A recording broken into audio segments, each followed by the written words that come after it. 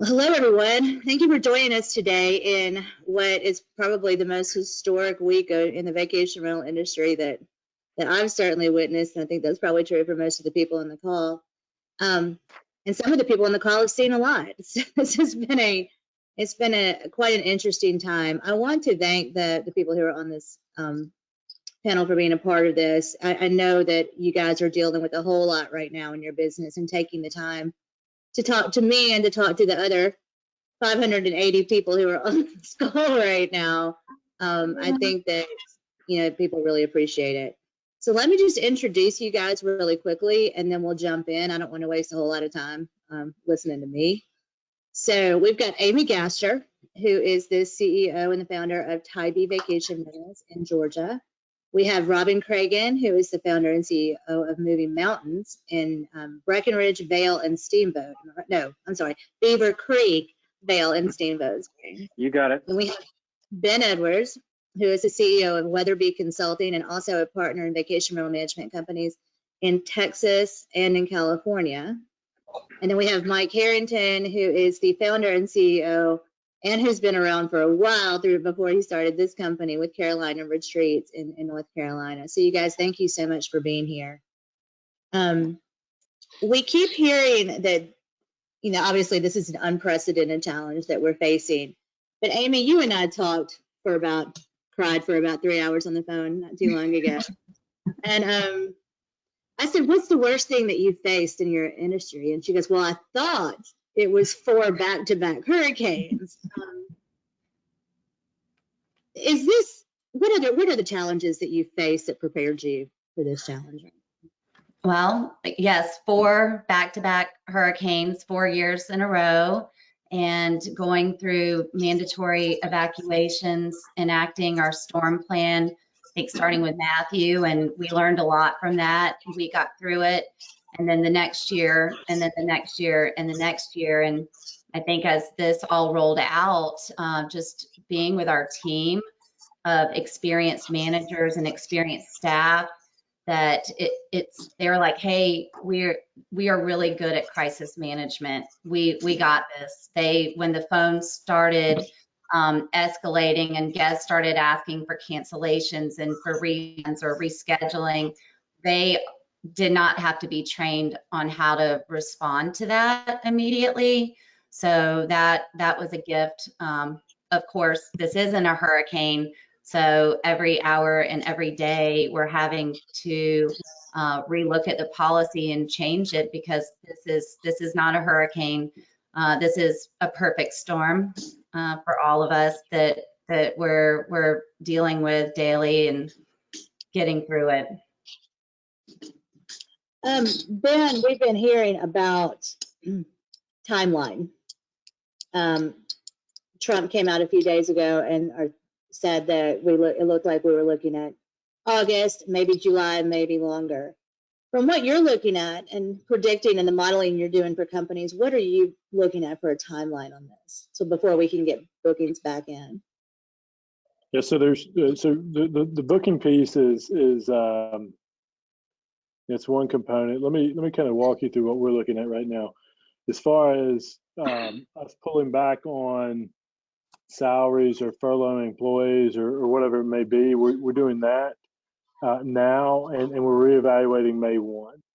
With the business in California, thanks to Gavin Newsom, basically going nuclear out of the gate with shelter in place and no travel and essential work only. Thankfully, we're essential work.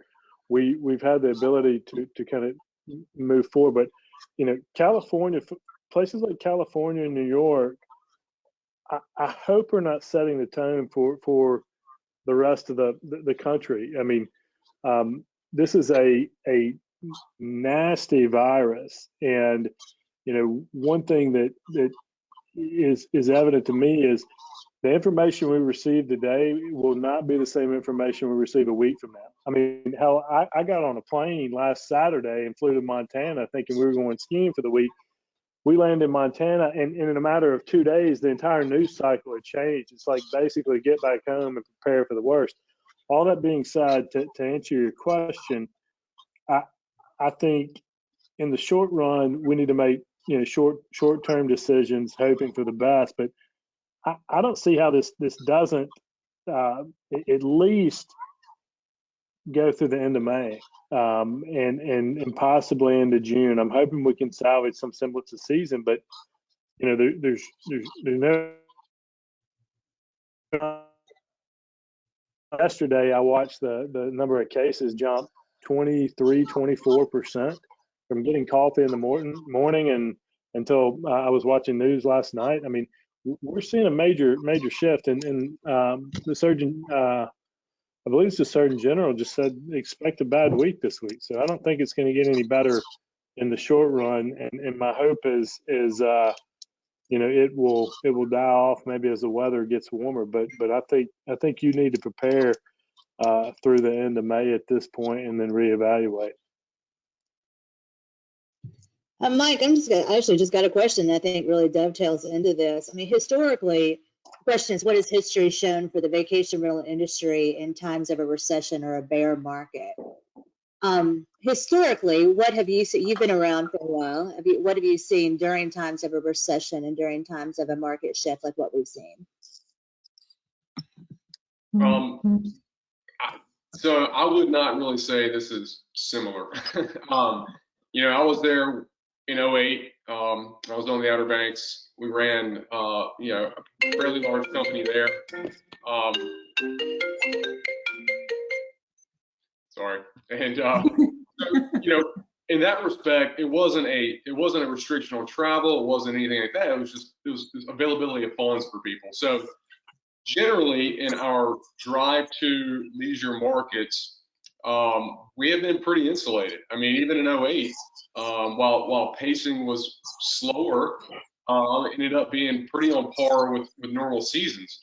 In this scenario, I wish I had an answer for you, but I would say echo what Ben said, is just you need to be conserving cash right now, and let's work together to suck it up for 30 days or what have you to get out on the other side. But I'm not tooting horns with drive-to markets, but that's where we are. So I mean, our hope is we're going to continue to salvage Memorial Day through Labor Day as much as possible, move people to the back end of the season, and kind of hope that's going to be our plan, and it'll come out that way moving forward. So what have you done with your staff now? Is your staff working from home? Do you still have housekeepers out? Do you still have guests in house? Like, yeah, so we just had a ban restriction for short-term rentals. It was announced yesterday in all of our markets. So people got to get out 30 days. So we lobbied very, very hard for this, where we knew it was coming. And if it's not there, we are now, it's coming. I would certainly tell your government bodies to say, look, we're in agreement, right? We understand, we're on your side, but here's how I think we need to approach this. Let's put an initial end date to this thing, right? End dates can always move. They can always move, but if you can put an initial end date to begin with, it allows you to just deal with those guests at that given time, right? If you leave it open-ended, then it could just, technically any reservation for the rest of the year is fair game for cancellations and whatnot. So as far as us, our staff, we're holding tight. We're going to have to make some changes. We're going to reduce some hours. We're going to take some pay cuts, but I need these folks right now until we know more in another 30 days or so. Robin, you and I had a pretty long conversation as well about what was going on. And one of the reasons I wanted to talk to you is at the time was they had just closed the ski resorts a few days prior to that. And you had guests in house. In fact, it was the day after one of your biggest spring break check-ins. Is that correct? Yeah, I think it was the perfect storm for us. We definitely felt like we were seeing the doors closing, and we were really every week mattered to us. Just 2 weeks ago, if we could have salvaged the reservations that would have gone through this weekend, then we would have salvaged most of our ski season. But we were looking at that and seeing the opportunity closing. And honestly, I reached out to the ski mountain on the Friday and said, if you guys are going to make this decision, you need to give us a little bit of runway. And it ended up just being the perfect storm that we had 60 groups checking in, over 600 guests. And at 5:30 in the afternoon, we heard that the ski mountain was closing. They followed suit with Vail Resorts. And, you know, you just watched a record-breaking season fall down around you. And that's a very kind of tough, sinking feeling for everybody to go through. But very much like Amy spoke to, you know, we have an incredible team that just dug in and just, you know, cheerfully went about the way of saying, okay, I guess we're going to be checking a few people out, and let's get these people out of here and get them home. And, you know, they worked around the clock. They have been working around the clock, just as I think I heard from Amy when we first connected on this, that it's just like your team just steps up and makes it work for the guests. But to Ben's comments about, you know, where do we go from here and what is our view? I mean, I think it definitely helps to have some kind of a timeline that you say, okay, well, it's not going to be in 30 days for us. And it really doesn't matter at this point for us because there's a natural low at the end of ski season. But, you know, what is there going to be in May? For us, it's, you know, it depends a little bit on the weather normally. Memorial Day is sort of the beginning, the soft beginning of the summer. And that's when we're hoping that we might even see the beginning of signs of booking activity happen again. We definitely think that there's going to be, you know, that might be the point when our reservation staff can come back up to more hours than they're currently working. But I think that you have to have, you know, a 1 month, a 2 month, 3 months is kind of where we're at right now. We're in that first 3 months. Let's just get through this and soften the impact as much as we can. But we're definitely also taking what if it looks like 6 months? What if it looks like 6 months and a very slow recovery over the next 12 to 18 months? Because I think you'd be kidding yourself that this isn't going to have an impact that we're all going to have to live with for a very long time. Robin, the ski resorts closed before the beaches did, so you've had a little bit more time to adjust with your staff. What do you wish you had done 2 weeks ago or 3 weeks ago that you struggled with over the last few days? Yeah, I mean, you know, as I said, we felt like we saw it coming, and we felt like, oh, it's probably going to happen in a week's time. So we had actually just on that Thursday before the mountain closed, contacted our IT company and purchased literally the last 4 laptops that they had on the shelf, purchased a couple of VPN access points. We feel very, very fortunate that we have a VoIP phone system and that we have cloud-based software. All of those things turned out to be, you know, some of the best decisions we've ever made, because we never really took the idea that we would all be working location neutral that seriously. You know, it's something that people had maybe asked for in the past, and we had said, well, we feel like we're better together. And then all of a sudden it's like, okay, well, we're just doing this and we're just going to have to figure this out. And I'm still waiting on headsets. There's all the little things that go with it. If you have these basic infrastructure pieces, then making them function, it's like you wish you had done that dress rehearsal. It probably, you know, the 4th hurricane was probably easier than the first hurricane that Amy went through. And it's all these things, you get your systems figured out, and we're still trying to figure some of these things out that are big changes for us. One of the question, the things that keep popping in are pretty similar, so I'm just going to jump into that piece of it. One, we talked about that there are 2 struggles here: preserving revenue on one hand and managing expenses on the other. On the revenue side of the equation, on the income side, I think what people are struggling the most with right now are the cancellations and the refunding and what to do with that. Ben, I'm going to start with you on this because you and I had a conversation a couple of days ago about this. Refund, don't refund, what should people really be doing? What should the policy be right now? So we got out of the gate pretty quickly and developed scripts for not only my businesses, but all of our clients.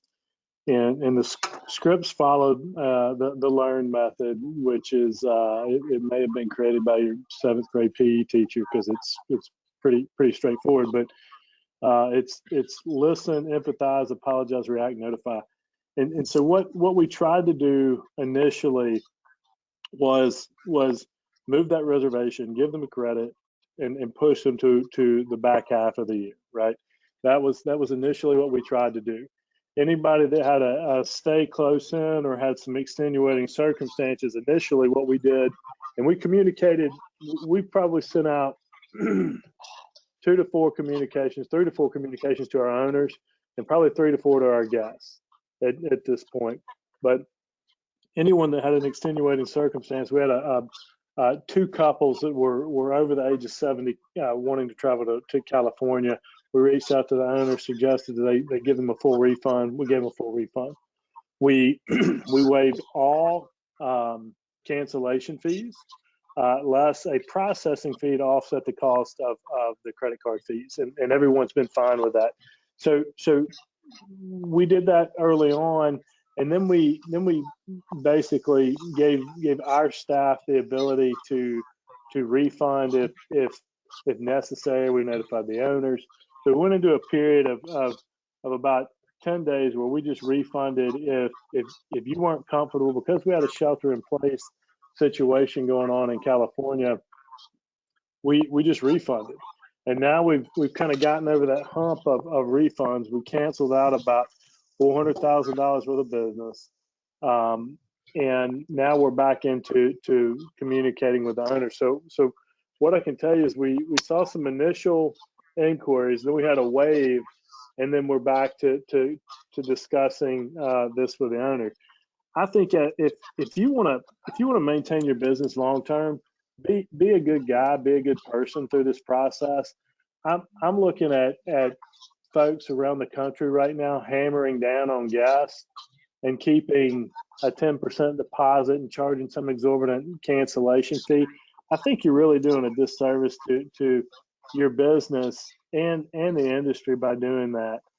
At the end of the day, scraping out an extra $5,000 to $25,000, is that really worth your reputation? I don't think it is. So we're trying to take a different approach, work with everybody. As a result, we haven't gotten any negative reviews or anything like that. We're just trying to be people and do what's fair. It's going to be more difficult on the backside for us because we've got, a little bit more of a cash flow trough to weather, but we'll figure it out. We're just trying to be human about the whole thing. Mike, in North Carolina, you've got some different regulations around this, correct? We do. So the way it's working now is normally we have cover with the North Carolina Real Estate Commission if we can offer a travel insurance policy that would cover a guest in the event of whatever happens. So the big thing where I'm at on the coast is hurricanes, right? So you have a mandatory evacuation. Everybody's got to leave. We offer you the policy. If you decline, that's sort of on you. That allows us to make deposits non-refundable. In this situation, and believe me, we've talked about it, travel insurance does not cover travel bans due to pandemic. It covers zombie apocalypse, but not pandemic, just about. So, we've gone through these things line by line, and what that has done is basically the Real Estate Commission has, made a stance on this. If I cannot offer a policy that covers this situation, then those deposits are refundable to the guest. So I'm sort of where Ben is. I got 2 options, and in certain instances, it makes it a little bit easier because it's not a fight, right? 2 options: reschedule, which we'd love to have you, or here's your money back. That's it, right? So homeowners, we've told our homeowners, and we're very upfront with how this works. I've not had one homeowner who tried to fight me on it. I mean, it is what it is, right? I mean, here's the information, here's the official releases. So, we're going to weather, and we're going to take it in chunks, though. So I would not wholesale start giving money back if you're in North Carolina if you have travel restrictions. I would take it week by week. So you're due to come in this week. At the end of this week, then we will make those decisions for refunds. Then the next week. Yeah, I'm sorry. Go ahead. No. Are you still taking reservations for April and May that you might have to refund down the road? Are we right now? Yeah, I mean, technically we could. Nobody's booking right now, but yes, technically we could. So, well, May, April's out for us. So May, and we told guests, we extended the time frame for when they had to make their deposit with us. So they got 2 weeks. And then if these travel restrictions affect their stay, then that's the options, reschedule, refund. So. Amy, Can I just make one point here? The biggest issue that I've had in this process is not dealing with the guests. It's not dealing with the owners. It's been dealing with Airbnb. We agreed to do a number of things, do some credits and things of that nature with folks, and had spent a lot of time reworking that. And then Airbnb comes in and just magically decides they're going to give all the money back. And look, that's fine. But in doing so, it really undermined what we as property managers do, and has put me in a really bad situation with a handful of folios and things of that nature. So that my biggest issue right now has been Airbnb. So what you're saying then is if Airbnb had not decided to blanketly refund everyone, it would have left you more open to options to make your own, to hold your cancellation policies?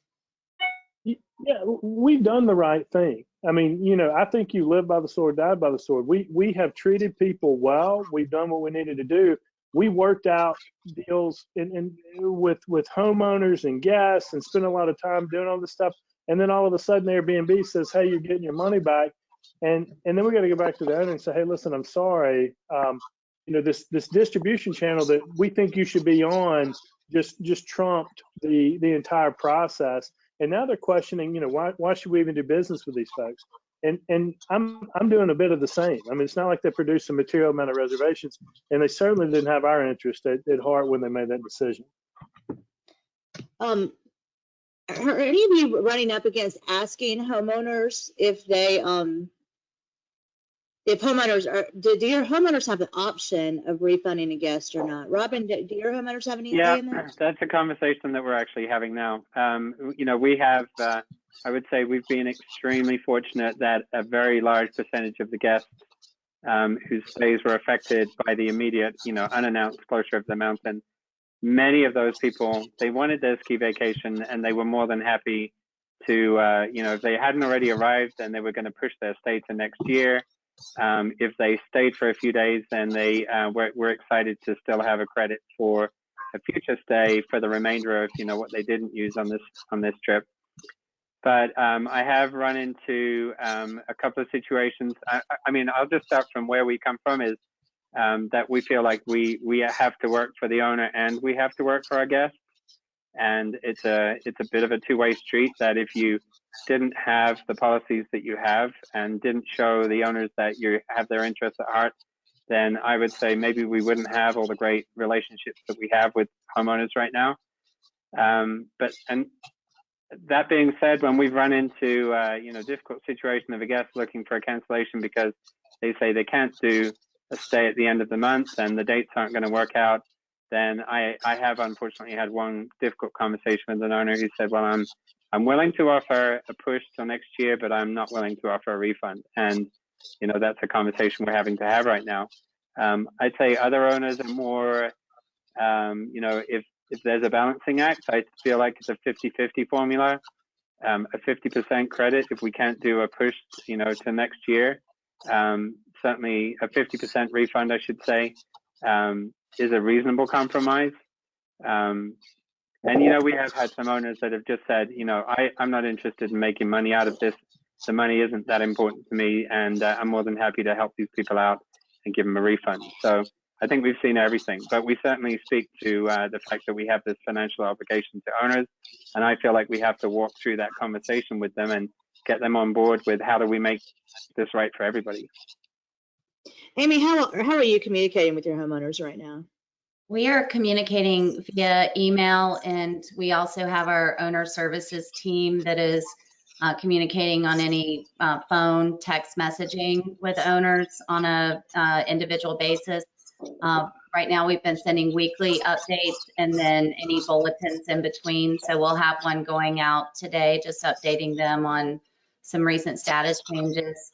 letting them know the changes that we're making as far as our organization goes, as far as changes to our guest policies, our booking policies, our refund policies, what we're seeing with bookings. They're seeing reservations drop off their calendars, so it is our job to communicate the why that is happening to them and what our guest response has been.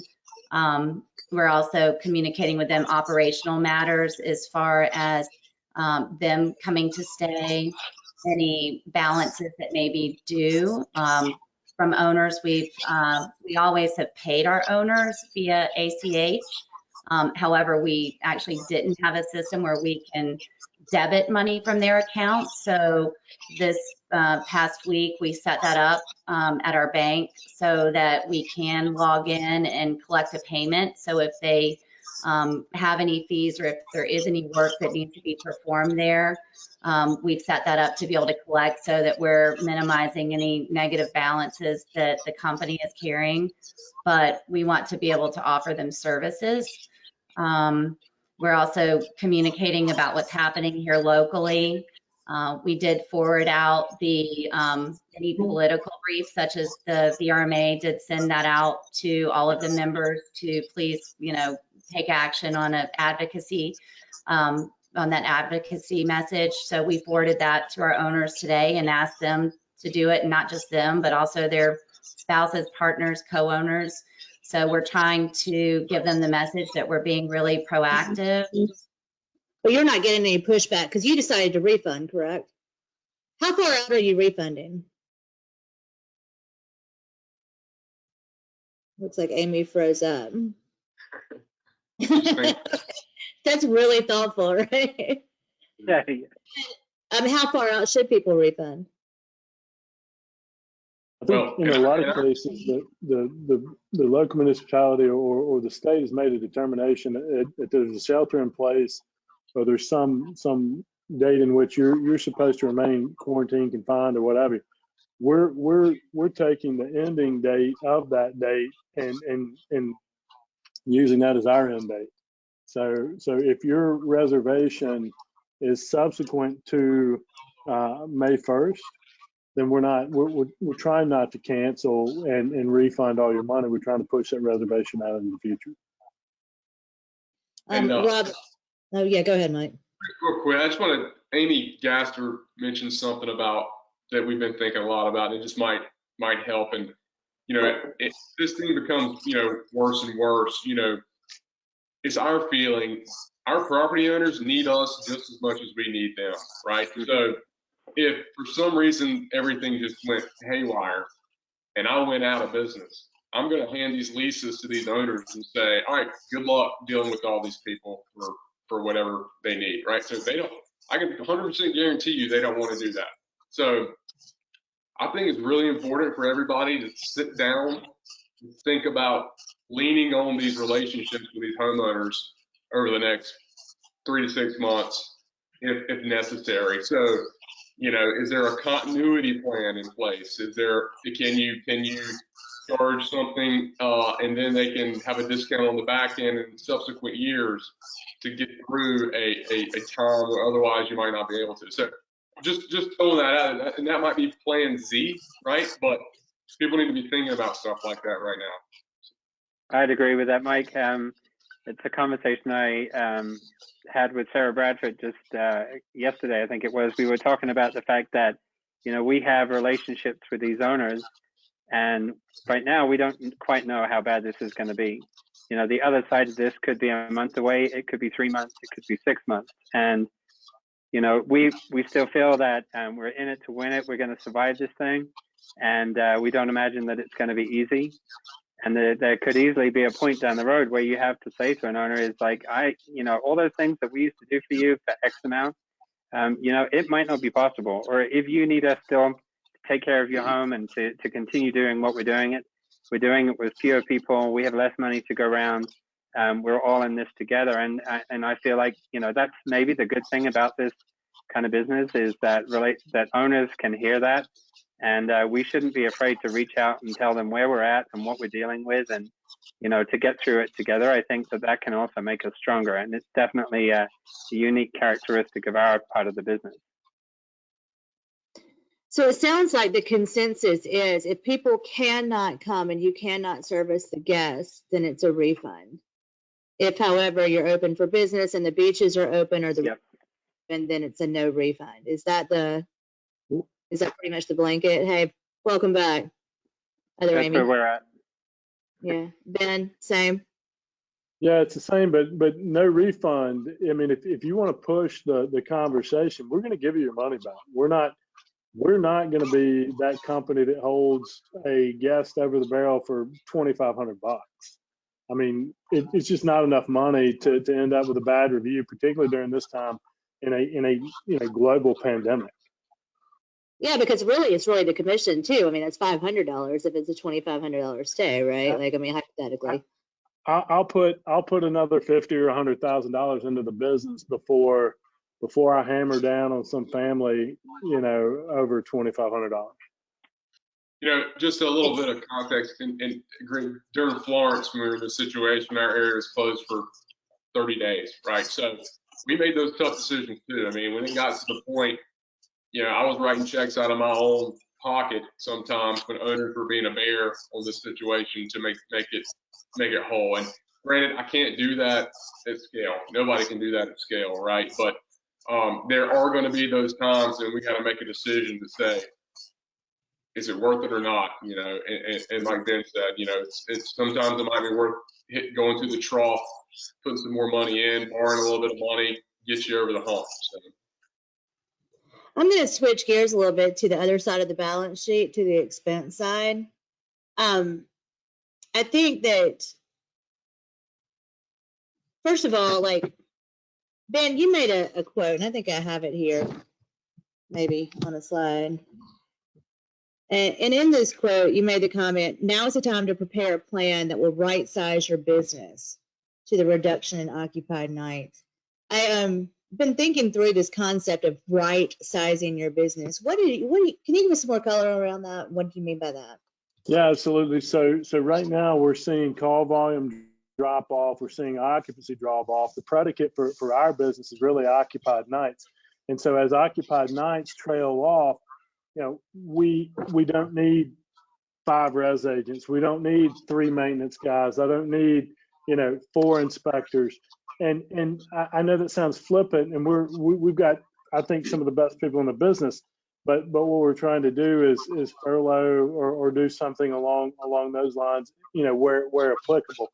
That being said, if you're still running wide open, full staff right now, you may want to take a look at that. I mean, my payroll in one location is $113,000 a month, and we need to pull that back. That's my number one expense. If you haven't paused your marketing right now, I mean, literally all marketing, if you have not paused it, you need to pause it. And I'm going to get emails after this saying, well, you need to spend more marketing dollars right now. But if I had $1 million to put into it right now, I don't think I can move the needle. So my life revolves around return on investment. And when I'm paying people to sit there, that doesn't work for my business. So I'm trying to be smart with everything. And we're in the process of right sizing our businesses to fit the revenue. We just think that's prudent at this stage. We don't know what's around the corner, and with things changing so quickly, I would rather be in a position where I'm a little understaffed and certainly well overstaffed. Amy, you just went through some of the thoughts internally on employees. Can you tell people, what is the difference between furloughing an employee and laying off an employee? Can you guys hear, or is it just me? I think she's got us on mute. Sorry, technical difficulties. This has been a rough week, and for Carrie and I, she's the co-owner of Type B Vacation Rentals, and Carrie is our operations mastermind. And this has been tough. St. Patrick's Day is big in Savannah, and that's when a lot of this started. We went from 94% occupancy to looking at 16% occupancy next week, and that is not a normal pattern. So we were hired up to go into our peak season. We do have 80 year-round employees, 300 properties.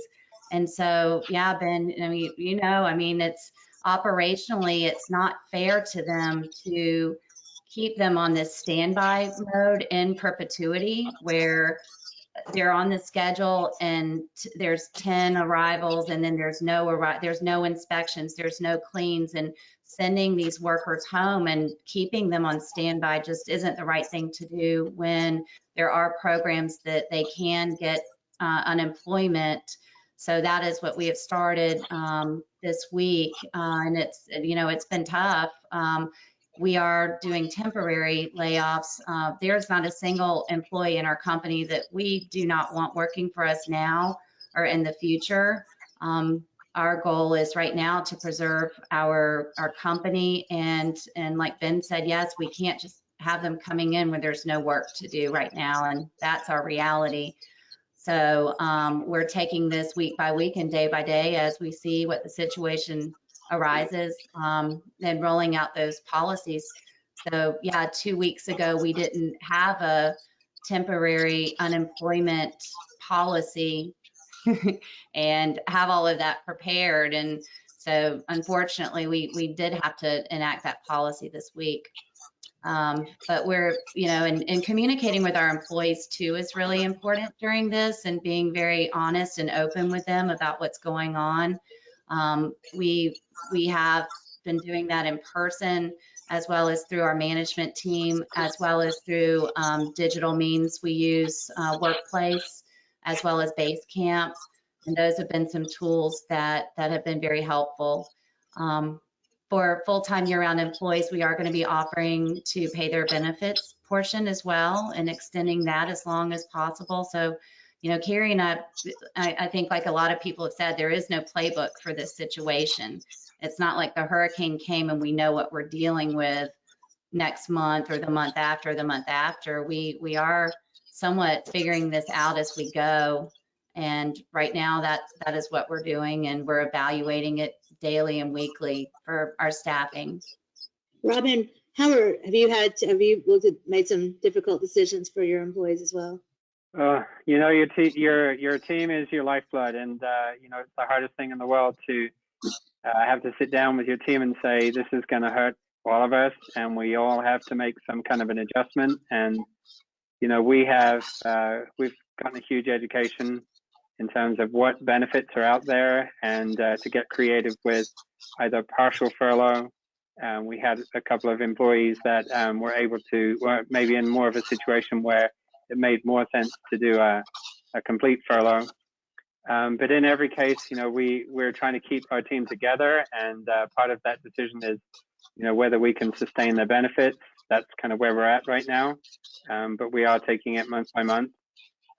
Everything we're doing is with the goal of reducing some of the bleeding right now, to reduce expenses going out, to keep your team together, to keep everyone in position, to keep them where they need to be, because the last thing you need is for someone to say, I just can't make it in this town anymore. And, it doesn't take much before people just get on the road and go home, to wherever they moved here from. So, at this point, I'd say we're holding on by our fingertips, just trying to, be optimistic and hope that the business volume is going to come back, that this is a short, sharp pain, and 2 to 3 months from now that there'll be some kind of recovery.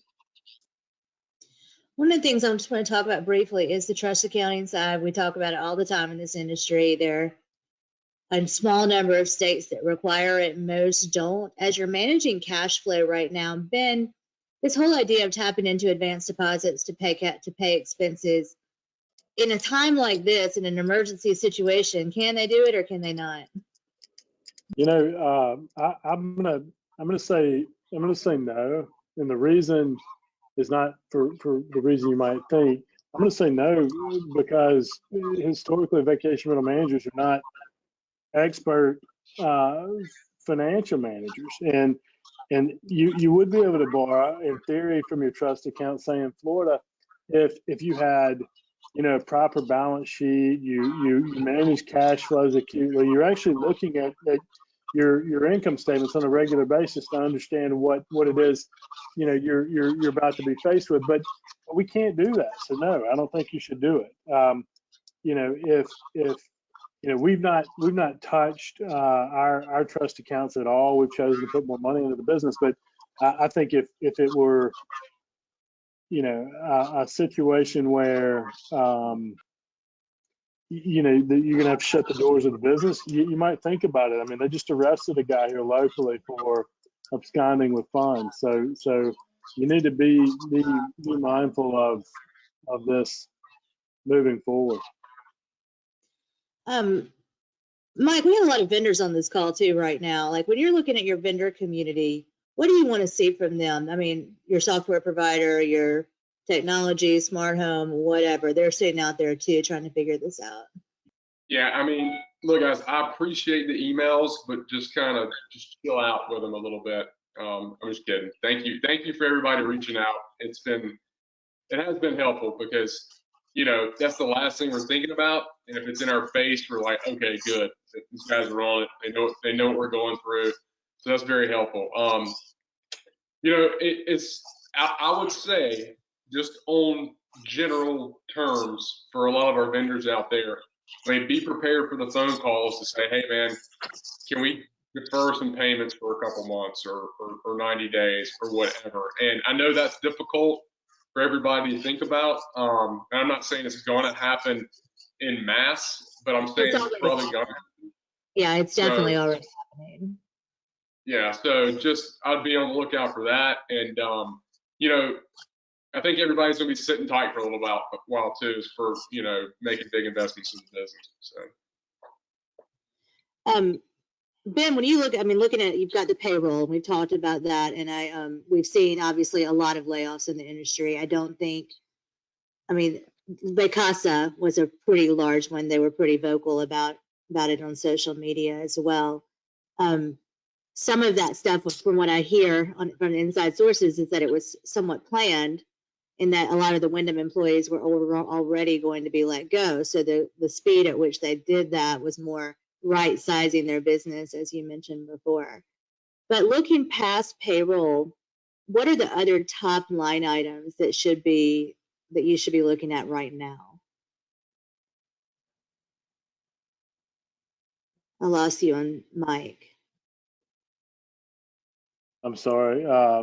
I chose to sit outside on such a beautiful day, and it's at the same time that my neighbor's yard crew is there. So I'm trying to keep you from hearing. Yeah, of course, right. Payroll being number one, marketing being number two. For us, it's really an aggregation of smaller expenses from there. We have some other quasi-material line items, maybe in that third tier range, but really for us, it's the remainder of the P&L. So what I did, the way we've gone about this, is we've taken our P&L, our expenses, and I've provided specific direction on each line item. And where needed, we've pulled the general ledger up and said, hey, we're cutting this. This has to be approved. You're okay to spend this here, provided there's revenue to offset it. Some of those items. So I think every business is different, but we're operating more on a just-in-time fashion right now, as opposed to stocking up and doing things like that. I think that should be more of your mindset. And frankly, cutting back everything that is not absolutely essential is paramount right now. We're not ordering office supplies right now. I mean, folks that say, well, I want to keep this person on board and they're an admin person that pushes paper in the business, and they're great to have, but you got to start making some tough decisions here. In those cases, like Mike mentioned earlier, where we have the ability to ask for an extension of the term. Can we extend the term of our lease 3 months? Can we have an abatement for 3 months? We're asking literally everybody in our business if we can push stuff out for 90 days. Robin, as far as cutting expenses on your side, what were some of the first things that you let go? Marketing has been off for a while, so I would echo what Ben said there. I mean, there's just no value in having anything out there. There's no message that I think is going to be heard the right way by any guest. And quite frankly, when I look at the TV and, been watching a lot of news lately, I'm just shocked at the amount of advertising that's still out there, with people advertising cars and vacations and, the stuff that discretionary income goes towards. I mean, I don't know who's going to have any of that for the next couple of months, or if they have it, who's going to be comfortable spending it. So I feel there's definitely, that's just common sense. As far as other major expenses beyond payroll, we talked about that. I'd say we're having a conversation about, whether we can defer rent payments, whether we can renegotiate rent payments. I think maybe we're rethinking the whole value of having an office now that we're all working remotely.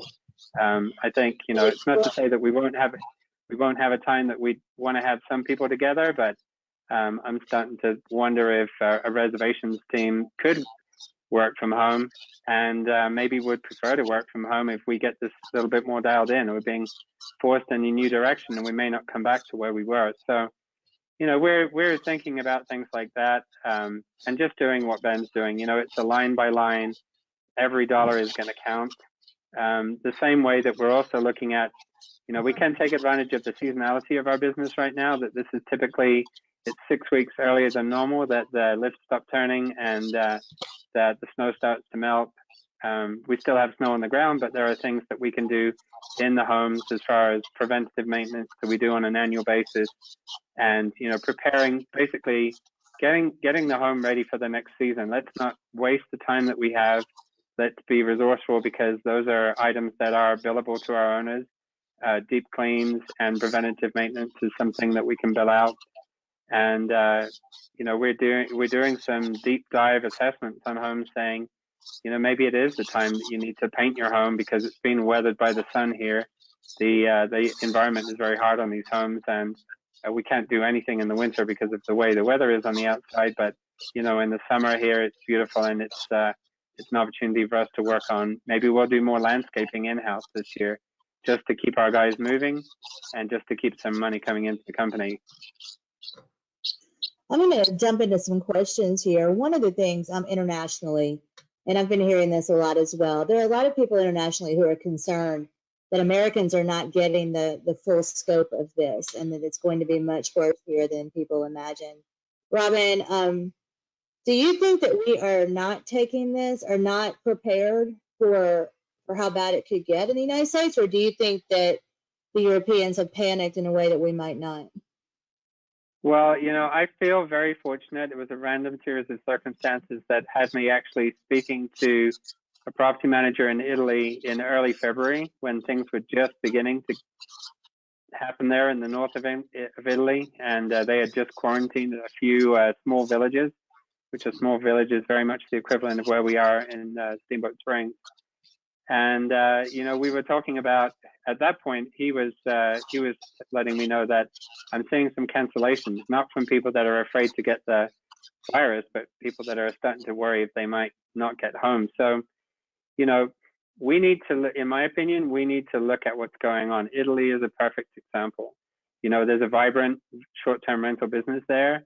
And I feel like that's part of the value of gatherings like this, and part of the value of the VRMA has been, broadening its reach. We now have what's called an international conference. So we should be leveraging that, because you're going to have a market that you can look at and say, what's going on there? Is it recovering there? I know everybody's looking at what's happening in China and wondering if the information is accurate right now, but they're telling us that people are beginning to go back to work, and that manufacturing is coming back to life. And quite honestly, if I was to use that as my model, I'd say, well, then that means that it's 5 months from now before we're going to be through this, because they started in this, in late November, early December when it began.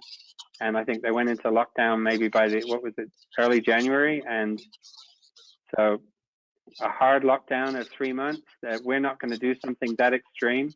So you have to kind of look over there and say, okay, well, then that's how we can measure what happened, what did they do, and how did that impact them? What are we doing? How close is that? And how effective is what we're doing going to be? Because if we can flatten the curve, we are actually, one part of it you have to understand is that that does prolong the disruption. And you know, it's very hard to predict at what point we're going to come out of this. Another question is, I'm going to put this on Mike actually. What can we do to respond or combat to horrible reviews that are pouring in as we have guests who aren't happy with our refund policies? I'm concerned that our company will go down in flames due to the reviews alone. You were a former past president, actually, a couple of you were, of VRMA, so you've got more of a macro view, or kind of a macro view on this with reviews. What should people do to handle this review situation? Yeah, we've been through similar with hurricane issues and things like that. I mean, number one, what's the intent of the review? But respond to all of them. Don't hide. Respond to them. Respond to them. People read responses. I firmly believe that.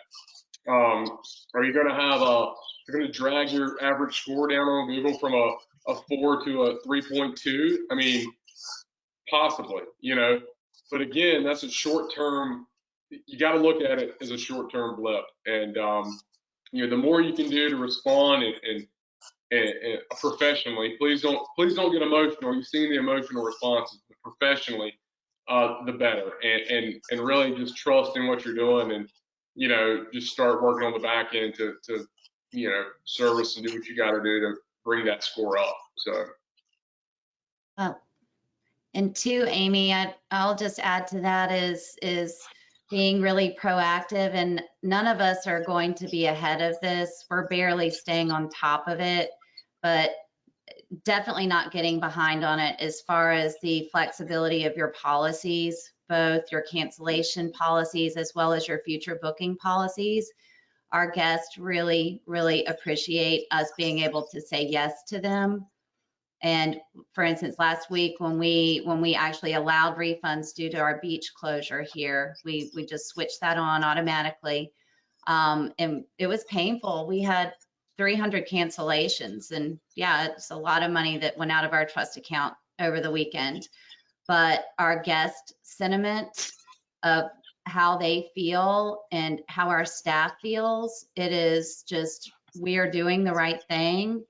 And for them, they are offering to go on and write positive reviews for us. They are just so very grateful what they are saying to our staff, both on the phone and writing on our Facebook page, on our Google. It's the sentiment that we're in this together and we're trying to help them, and we truly are understanding of their situation and their understanding of ours. The loyalty that we're getting from our guests is, even people say, oh my gosh, thank you so much. I've come to Tybee every year. I don't even want my money back. I'm going to come later this year, or maybe it's not that message. It's, you know, thank you for giving me the money back. I am going to come again. It's just right now, you know, they're not in financial situations, and they appreciate having the money back so greatly that it is building this loyalty and sort of this camaraderie between both us and with our guests. So I think, you know, the not responding to guests, not giving them messages, not being empathetic, especially if guests coming right now in April and May, could be detrimental to the survival of our future business. So for us, that's what we're doing. I have a question for you. Are you collecting a cancel or admin fee?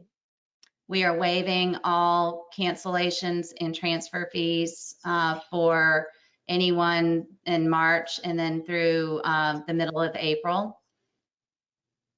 For bookings through the end of or that's just what you're going to do?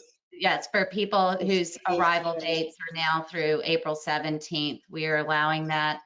And then through April 30th, which that is one thing we did immediately 2 weeks ago, put up a coronavirus page on our website with that information so that as our policies change, we can have the latest information on our website. So, and that's for existing reservations, but also for new reservations coming in to try to give guests the confidence to book. For new reservations, we did relax our cancellation policy that they can cancel within 48 hours of arrival to try to drum up some people to book a reservation. Mike, should people be taking reservations for April and May right now? If you can do something similar to what Amy's doing and make it basically a get out of jail free card, it doesn't hurt. You know, there's really no harm in doing that. So what you got to balance is property owners' expectations as well, right? So you're gonna, if there's physically no restrictions for a time period, and you tell them you're not going to take reservations, well, you're not really doing your fiduciary duty for your contract. You know, if you can make them flexible, like Amy's saying, that's absolutely the best policy, I think. I mean, right now, like I said, everything outside of our restriction window, I mean, we will accept a reservation. We'll accept the reservation, but if it does get impacted, you know, then our other, you know, policies will apply to reschedule or cancel. Ben, I have two questions that are specifically for you. One, are there scripts that can be shared, the ones that you mentioned for reservation agents? You're still on mute.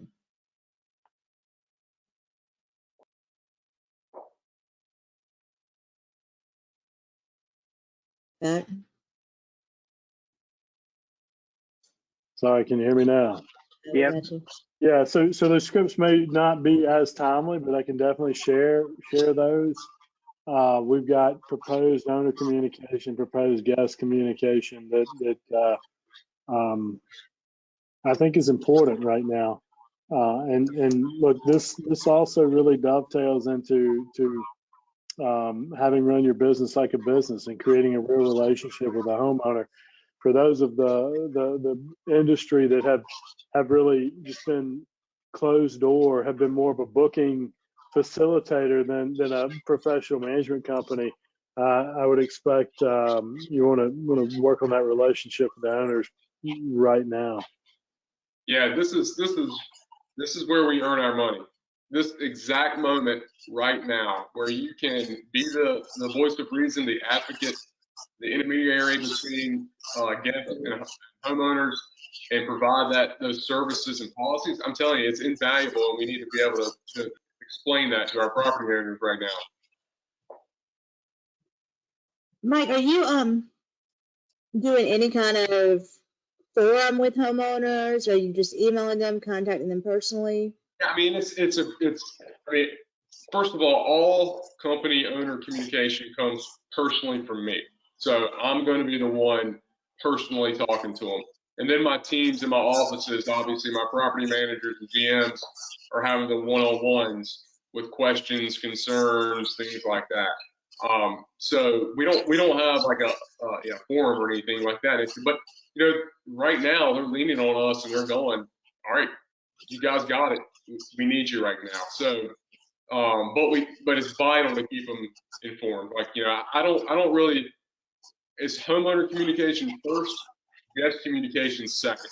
And that's the way we're kind of operating. Let's see, Ben, the other one, I'm trying to find it again. There were a lot. What are the top 3 things that you can do right now to mitigate business damage and prepare for recovery? I know you spoke into this, but if you had to put a top 3 list there. So I would develop an operating plan for the next 30, 60, 90 days that corresponds to the downturn in revenue. As revenue decreases, so should specific direct operating expenses, and hopefully you can defer or delay certain general administrative expenses. That's the overarching response. Payroll's paramount. You know, I'm not taking a salary, right? And I'm going back to my folks saying, hey, I'm not taking a salary. Can you take a 25% salary pay cut? Of course, and we're having folks work with us on that. Secondly is the marketing. You've got to pause the marketing. And I know I'm going to get a number of questions right now, but you could pump $1 million into your pay-per-click account right now and not get any reservations. Thirdly, then have your folks start the remaining on stuff. Have them do some work. Get ahead of the game. Try to get in some of these homes. Get them ready. Be ready to bounce back. And so those are the three things I would probably focus in on right now. Of course, everybody's situation is different, and you're welcome to email me. I'm happy to respond to any questions personally and give you a more tailored response specifically to your market. I mean, I'm a marketing person, you guys know that. So this is kind of, there's some things I would do right now. I would, on social, you've got these social pages and people are looking to find out what's going on in your destination. Most of you are market leaders in your destination, so they're coming to you. So it's a great time to take some pictures and show what the empty beaches look like if somebody's out and about, if on a walk. If there's also like this property will be here when we get ready for you to come back, stuff like just we're not trying to sell anything, but more like we're still here. We promise we're going to be here. We're going to make it through it together. There will be a time that you're back on this beach again, or you're back on the slope again, or whatever. But the other thing that I think would be super interesting for me as a marketer would be to take this time to make sure that website, rewrite property description, you know what I mean? Like really get that content piece in order right now. Or when it does come back, that you're ready to go with the best website out there right now. Amy, this is about the layoffs piece again. Can you lay off where they get unemployment and you still pay their health benefits? It continues. If you continue to pay their health benefits, can they still collect unemployment? Yes, as far as our understanding for Georgia, for what we can do at temporary layoffs, we have to file, it's a weekly program that we file. And so we can bring employees back at any time as well. And we can choose to, and that I think is up to your benefits provider. And we checked with ours and we're able to continue to provide those benefits. Is there any loss of rent, business interruption? Is there any insurance at all that anyone has that's covering anything that has to do with this? We have it. They're not covering it. Nothing. Business interruption, we were told by our agent, is tied to the destruction of a property for us. All right, let's not all go become arsonists out there. I don't understand and even through the hurricanes, we had issues with it where when we lost, I think over 100 of our properties were taken out in one of the hurricanes, and we tried to file a claim, and because we did not have those properties listed as additional locations of our business, because our office was not destroyed, it was not paid. After that lesson, we added our properties on as additional locations, which our agent was able to get us to do. But right now, our answer is that they're not covering this because there has not been a destruction of property, the short answer. Now, Carrie and I have not delved into the long answer and fighting back. Ben, you're shaking your head. You know something. Well, no, I would just tell you after 9/11, having worked on the business interruption claim for Resort Quest and their accounting department, I understand why you bought it and certainly agree with you making the decision. But the business interruption insurance game feels like a con to me. If you do get to the point where they're willing to pay out, you have to jump through fiery hoops to try to get your money, and then there's always exclusions. It's almost like the goalpost just continues to change. So we've stayed away from it in our businesses. But I know everybody's got their own opinion on it. We've struggled to collect on it, and have not really seen a clear and easy way to collect on something you paid so much for. Well, for our homeowners, though, we've also encouraged them to start claims. And I don't know where those are going to go. I'm not an insurance expert, but that is one of the outreaches that as owners are contacting us. Many of them do have business interruption on their on their policy, if they have the correct insurance policies. So we are advising them to go ahead and look into it. After the hurricanes, we were able to provide them with loss of revenue reports, cancellations, and rental projections, so that many of them were able to file claims and were successful. For the hurricane, now that was, their condo was out of commission for a year. We showed them their lost revenues, their lost rents, and they were successful in getting claims. This, I don't know if it's being covered, and I think the insurance people in our industry, we're going to learn more as these claims start to happen and as we're able to provide them with that data that they need. Amy, this is a question that you already answered, so I'm just going to read it again because I think there are actually some of these that we've talked about.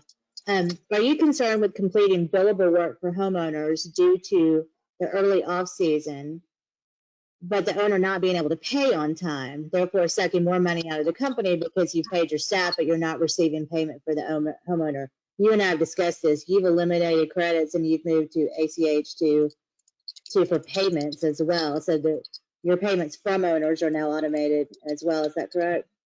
Yes, we don't. So in North Carolina, I know a lot of y'all have working balances. We don't keep working balances in our owner accounts. So, and this is a struggle because there are plenty of things we could be doing right now. We're supposed to, in our properties, as well for our owners, as well as for, our company. It is that struggle of making sure that we're going to be able to cover those costs. So with our owners, it will be just enforcing that whatever work we do, that we will need to get paid for it. So I do have concerns with that. I'm not going to keep you guys longer than you promised me. So if you don't mind staying on to answer a few more questions, I'd love to have you. But if you do need to jump off, I totally understand. Mike, what are your concerns with automatically refunding reservations without consulting with the homeowners first? To lose a commission for one reservation is one thing, but losing a property because an owner is upset we didn't consult them or follow their request is another. Should we look at this as if we're better off without that property? This is long. Even though renters are easier to come by than properties. Yeah, there's two different things here. So the way we're operating, if it's outside of our restriction window, May, June, July, we get a cancellation, someone's adamant, we're going to the property owner. Now, 9.5 times out of 10, we hold firm on our policies in those scenarios, and frankly, we can cancel it and then try to re-rent it. But if someone just wants their money back, and it's a major ordeal for the property owner, I'm of the mindset that sometimes it's better off not being with a particular property owner. If it's a reoccurring issue, one-off, that's kind of your job, is to be the property owner advocate, I think, in certain instances. So it's tough. It's tough. Everybody's got to make, I think everybody's got to make their own decision with their clients, case by case, in this particular point in time. Ben, going back to the OTA thing, Airbnb and Vrbo and everything like that. I put all their policies on an article online, but the question is, what does the future look like working with the OTAs, given that they have basically thrown their property managers to the wolves? And I think my question to add on that is the second part is, should property managers be blocking out dates for the next 30 or 60 days on OTAs? So I don't know if I do that, because look, we're still taking reservations in California. We're not your mom. Not going to tell you whether you want to, you can travel or not. If you want to come to Monterey County and you want to stay in one of our vacation homes and try to get out of the city, we're all for it. We'll let you do it. But I think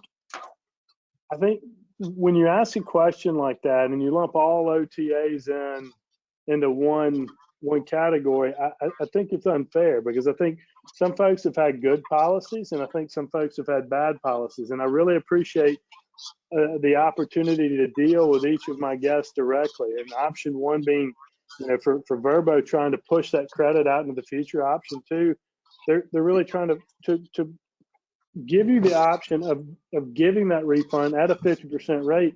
And I just appreciate being able to have some say in it. When Airbnb takes that away from me, it really puts me in a bad position. And it, you know, they're more about their image than mine as a property manager. So I've struggled with that. I don't think I'd turn anything off right now though. I just, you know, I would have liked to have had a heads up on some of these policies before they got implemented, so I didn't waste a bunch of time negotiating deals out with owners and guests, only to have them thrown out the window with a policy that favors Airbnb more than it does me. Robin, what are you doing with your listings on channels right now? You know, obviously there's no booking volume. So in reality for us, it feels like, you know, I can tell myself it's free advertising. People may be looking, but they're not booking. You know, and we're fortunate that the kind of properties we work with, we do in the majority of the bookings are direct. And so the channels are a way of us extending our reach. And we definitely benefit from leakage that occurs from those channels. You know, just eyeballs that just wander to other places. As we know, people look in many different places. So I would say I don't see a risk in maintaining those relationships and those keeping that availability live, because if someone wants to book, then, you know, they're booking subject to the current booking policy, and you know, we're more than happy to have that happen. But I think in most cases, you know, we're still seeing whatever traffic is out there, and it's just a trickle at this point, is still coming through to us direct. People are maybe talking about their plans. That at least gives us some kind of hope. There's definitely interest in next winter. There's really no interest or discussion to be had for this summer for us. If travel restrictions and these shelter-in-place orders go into June and July, what do you think the impact is going to be on the vacation rental industry? I would not want to be in a summer market, that's for sure. I mean, it'll be if restrictions were continued in June and July, I mean, it'd be catastrophic. There's no easy way to say that. You know, I mean, that's a tremendous amount of revenue. You know, we're not extrapolated over 12 months, right? We're condensed in a very short amount of time, and those are frankly the highest revenue months of any of our businesses, you know, in summer markets. So, you know, I'm going to sit here and think positive and say that's not going to happen. Could it possibly happen in very small segments of the country? It likely could. But, you know, we got to kind of do what we've got to do right now, and we'll worry about that when it gets there. Amy, how are you working with the city right now with Tybee and Savannah and city officials during this time?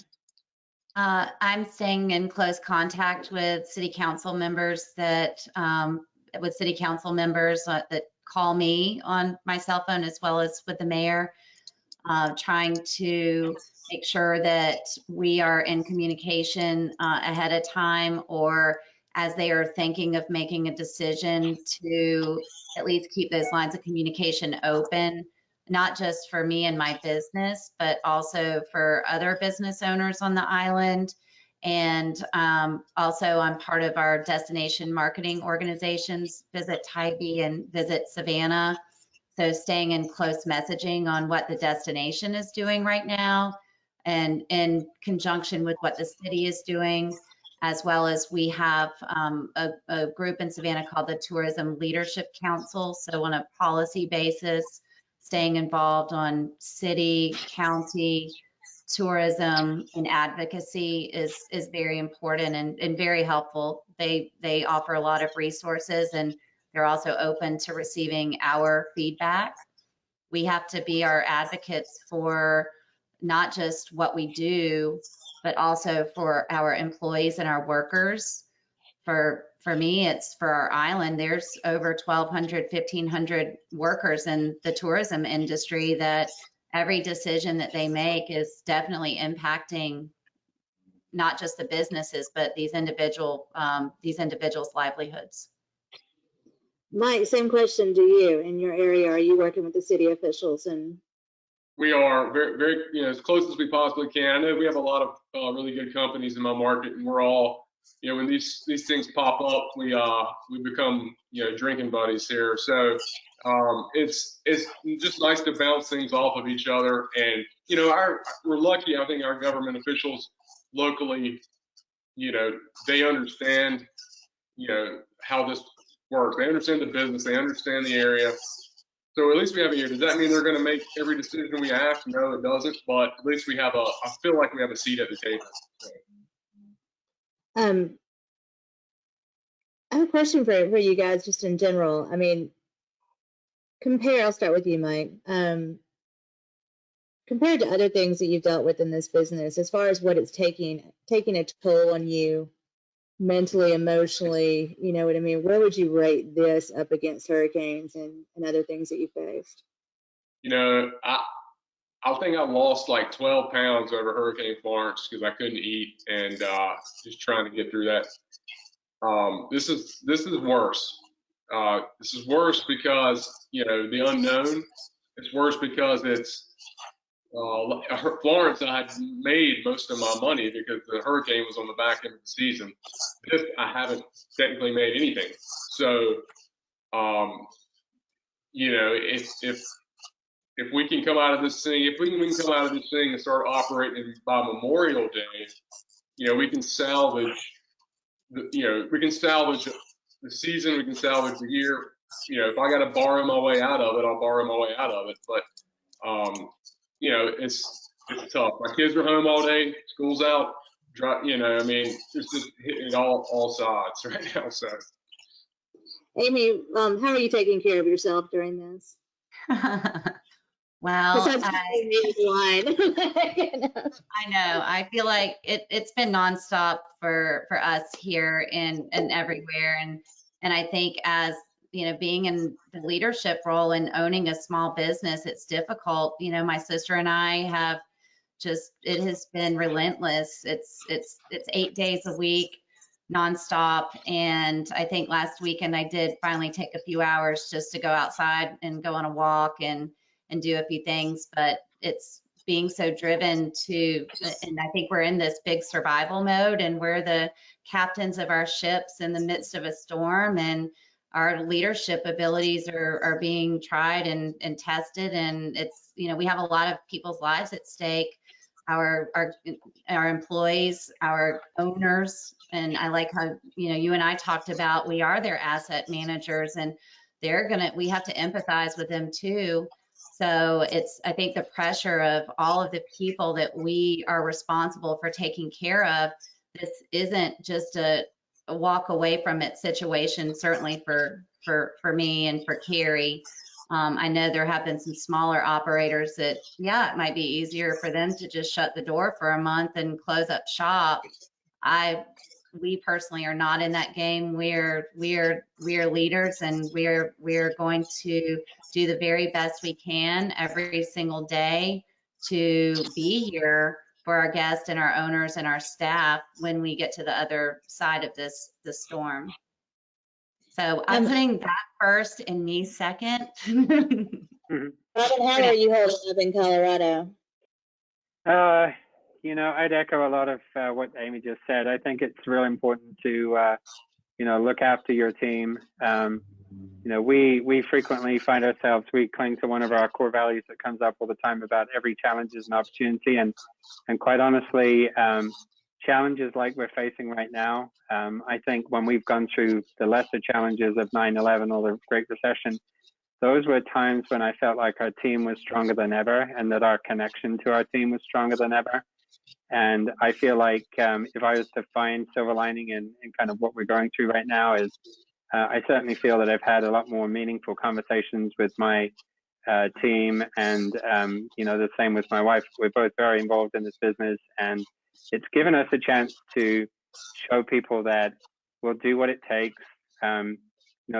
You really welcome the opportunity to show your staff that you care about them. We do care about them, but we don't always remember in the flight of the season, when you're just churning and burning with lots of guests and trying to manage the hours of the day, that you can tell people that you appreciate them. And we found ourselves doing that a lot more lately. We might have to chink that glass of wine virtually at the end of the day, as we're not allowed to be together at the moment. But I also say that, you know, one thing about mindset, you know, there's one thing about planning where we're at right now is planning and having a vision as to what each day, each month, each section of this next year is going to look like. But, you know, change your mindset from it's not a sprint. You cannot dig your way out of this in one day. You can run yourself into the ground, and it's really important that you look after yourself. So, you know, I'd say go back to some basics of make sure that you get outside, make sure that you exercise, make sure that you eat properly and stay healthy. That's really important. So, you know, take care of your team as much as you're taking care of yourself. And I'm not putting an order of one or two there. I think all of those things are important to us right now. And reminding our staff to do the same, because they're Yeah, our managers, they're just as dedicated on this as we are, and reminding them when they look like they're about to lose their minds. I think especially the people that are on the front line on the phones, or the people who are having to have difficult conversations with some of the staff reductions, temporary reductions, of reminding, you know, being empathetic with what they're going through, and as well. Just to tell everyone on the call, for all of you who are asking about SBA loans, we're going to address that in an article coming up. Everyone's facing a different situation right now, if you can even get through on the website. So, but we're talking to some people who are going through that process right now. Apparently it's incredibly difficult and time consuming. So I would recommend, my biggest thing right now is get started on that quickly. Ben, you were around after 9/11 too at Resort Quest. You saw what happened at that company. But you also saw how quickly travel rebounds after things like this. From your experience, is there any word of encouragement that you can offer us, you know, just based on history? I think you got to plan for the worst and hope for the best right now.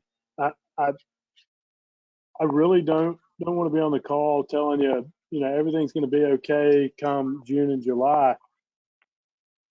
Even if everything, if we find a cure or we find something next week, we have a cross section of our collective demographic that will be unable to travel. Anyone who has an immune deficiency or anyone that's over, you know, I'd say late 50s and above. I mean, I don't think those people are going to travel. I don't think it's prudent for them to travel until there's you know, clear evidence that there is a cure or some mechanism to prevent them from contracting the virus.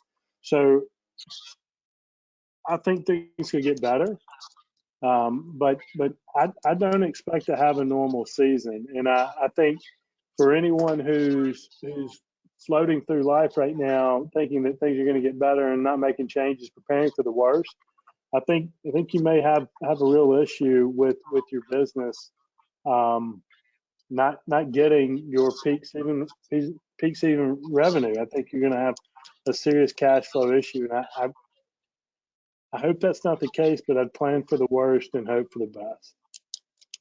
Ben, actually, Amy, one thing I was thinking, you made me think of something, Ben, of who is our traveler, and you know, it's who's going to have money to be able to travel, who's going to, a lot of these people are losing all of they're having to use their paid time off if they have been laid off. And so they're not going to have paid time off. Who's going to have disposable income to be able to travel. And then so you say, okay, baby boomers or people who are retired who have maybe discretionary income. But you bring up a good point, Ben, is that they might be in a high risk category and not wanting to travel sooner rather than later. So it is interesting for us to figure out what our recovery plan is, which wouldn't it be nice to start dreaming about our recovery marketing and our recovery plans and who we're going to market to? And I think that's a tricky question right now. You know, that's an interesting point, because we have this multi-generational travel in the vacation rental industry that's largely financed by the grandparents in many cases, you know, getting all their children and their grandchildren together for these large beach house vacations in the summer. If the seniors are not traveling, that could be a pretty an additional factor. Mike, the VRMA, they have sent out a letter yesterday and are encouraging people to contact their state, national, and their local officials. Can you speak to that? Well, I'm not directly involved in that, but I do want to commend Toby Babbage, who's the president this year of VRMA. I want to commend the staff, the advocacy staff, and the board. I mean, I think it was very well written. If you have not read the letter, I think it's something that we absolutely should attempt to do, to put our name in the hat when this stuff comes up for Congress. And go look at it on VRMA's website. Send it out. They have some templates available for you. But it's something that frankly is well put together and what we need right now. Well, you guys, I really appreciate this. I know other people do, and some of it's not easy to hear,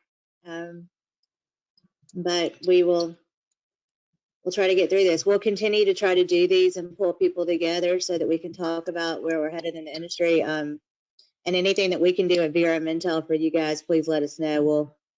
I think we're pulling data, we're writing what you want us to write. Like, we're really trying. The hard thing, I was telling Ben on the phone yesterday, is the minute I write something and hit publish, it's old. So, yay. That's always fun. But anyway, you guys, thank you for joining us. I'm sorry, what was that? I was going to say, I think that's just why we had to do this now. We were concerned about the way things were changing so fast, that, what will happen in the next week? So this is definitely, today, this is where we're at, and we know that the circumstances are going to keep changing. You're right. And I'm glad we didn't push this till next week. Thank you for not letting that happen, Robin. Yeah. Mike, Ben, Robin, Amy, thank you so much for this. I know everyone's really grateful to you for your time. And I know it wasn't easy to carve out this time and put on clean clothes and take a shower to be on it now. Thank you so much, you guys. I will send out the video and post it to the same place that you registered in about an hour. Thanks, you guys. Have a great day. Thank you, Thanks, Amy. Thanks, Amy.